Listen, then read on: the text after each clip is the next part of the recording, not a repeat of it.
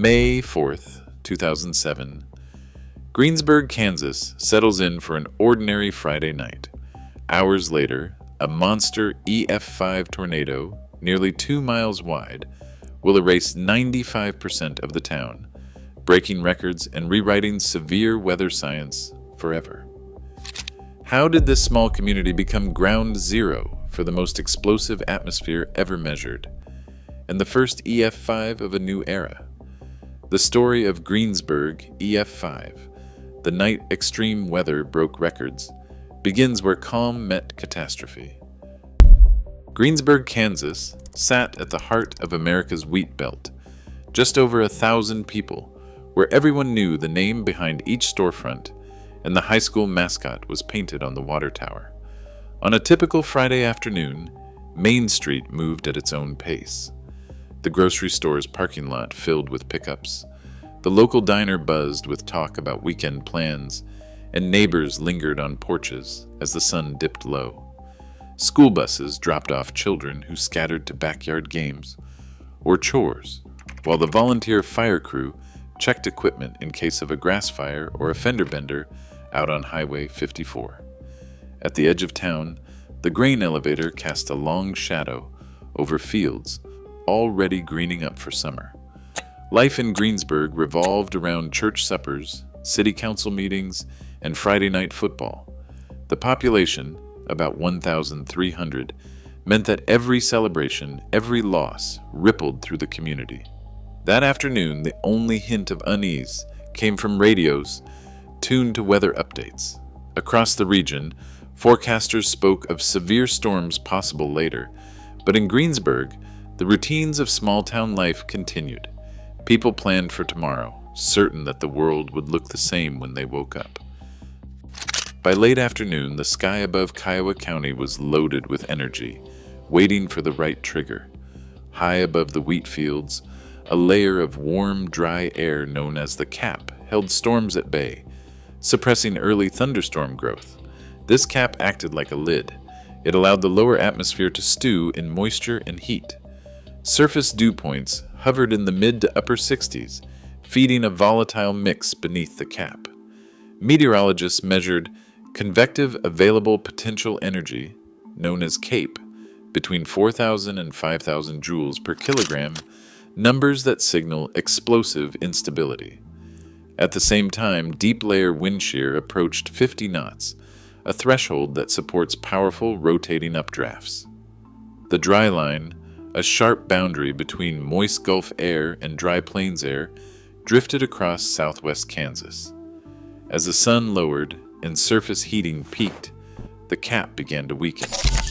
The atmosphere, primed with record-setting instability and strong wind shear, was poised for rapid storm development.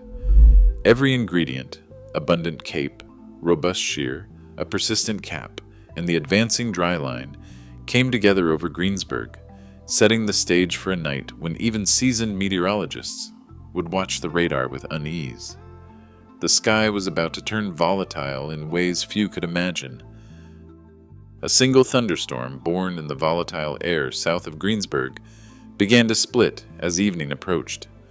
Radar scans captured the moment when the main updraft divided into two distinct storms, one veering left, the other taking a sharp right turn. It was the right moving cell that seized the atmosphere's energy and began to intensify at a startling pace. Chaser teams, scattered along rural highways, watched as the southern supercell ballooned in size.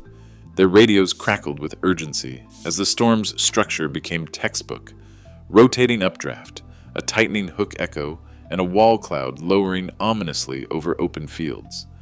The right split tracked northwest, drawing in warm, moist air and building strength with every mile.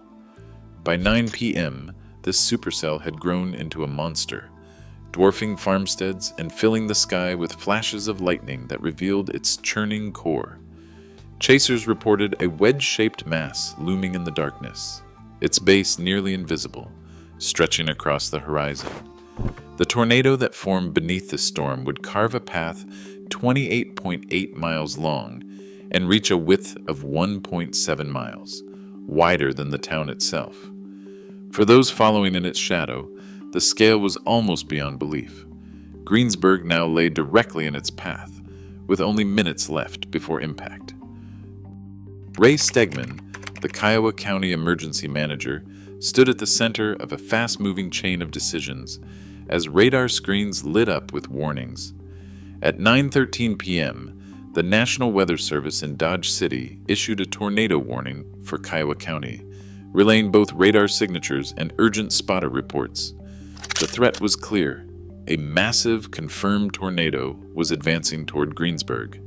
Within minutes, Stegman authorized the city's sirens to be activated. Instead of the usual intermittent blasts, the sirens were set to run continuously, a rare move meant to break through the calm of a Friday night and reach every household. Police Chief Jim McKinney and the volunteer fire crew joined in, spreading word through radios, door-to-door alerts, and emergency phone trees. Local broadcasters interrupted programming, and NOAA Weather Radio repeated the warning, urging immediate shelter. By 9:25 p.m., the warning system was in full force.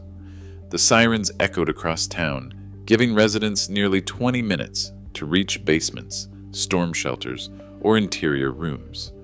For many, those extra minutes would mean the difference between life and death. The decision to sound the alarm early and keep it running went against standard protocol. But in the face of an unprecedented threat, officials chose to act first and answer questions later. In that window, human judgment and swift communication became the town's best defense. At 9:45 p.m., the tornado tore into Greensburg with a force that defied belief. In just a few minutes, nearly every home, business, and landmark vanished. 95% of the town was reduced to splinters and bare foundations. The water tower, schools, and hospital all collapsed. Cars were tossed into trees, and streets disappeared beneath tangled wreckage. The tornado's roar drowned out every other sound, a pressure so intense that survivors later described it as feeling like their eardrums might burst. Amid the chaos, people clung to hope in basements and storm shelters.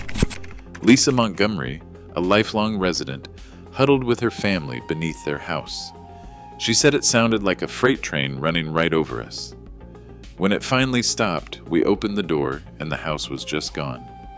The whole world looked different. Rescue crews began searching as soon as the winds faded. Flashlights cut through the darkness as neighbors called out for loved ones. 11 people lost their lives that night, and more than 60 people were injured. For the survivors, the first sights above ground were almost impossible to process. Block after block of nothing but debris, with only a few battered structures still standing. The scale of destruction was nearly total, yet the search for survivors pressed on through the night, driven by the hope that someone somewhere might still be waiting to be found. Timothy P. Marshall arrived in Greensburg as dawn broke, leading a team of engineers and meteorologists into a landscape almost unrecognizable. Their task, to determine, with scientific precision, just how powerful the tornado had been. The Enhanced Fujita scale, adopted only 3 months earlier, required a meticulous approach. No assumptions, just evidence. Marshall and his colleagues moved block by block, documenting not just destruction, but the details that mattered. Homes swept entirely from their brick foundations, anchor bolts sheared off, and debris fields that stretched for hundreds of yards. At least 53 residences had been ripped from their moorings, some with only bare concrete slabs left behind. Where construction standards were high and anchoring solid, the complete removal of structures pointed to winds estimated near 205 miles per hour. The survey extended to public buildings and schools, where reinforced masonry and steel frames had been reduced to rubble. Vegetation offered further clues. Hardwood trees snapped and stripped of bark, branches gone, trunks gouged and splintered. Each observation was logged against the Enhanced Fujita scale's 28 damage indicators, cross-checked by multiple experts. Marshall's team compared notes with the National Weather Service and NIST investigators, reviewing aerial photographs and engineering records. The evidence was overwhelming. Within days, the verdict was unanimous. This was the first tornado officially rated EF5 under the new scale. The scale of damage, the quality of construction, and the clean sweep of entire neighborhoods left no room for doubt. Greensburg's destruction became the benchmark for the highest level of tornado intensity, an event that would define the science of extreme weather for years to come. Extreme weather is now America's fastest-growing natural disaster threat, with billion-dollar tornado events on the rise since Greensburg. What happened here isn't just history, it's a warning. In a warming world, the question isn't if records will fall, but how prepared we'll be when they do.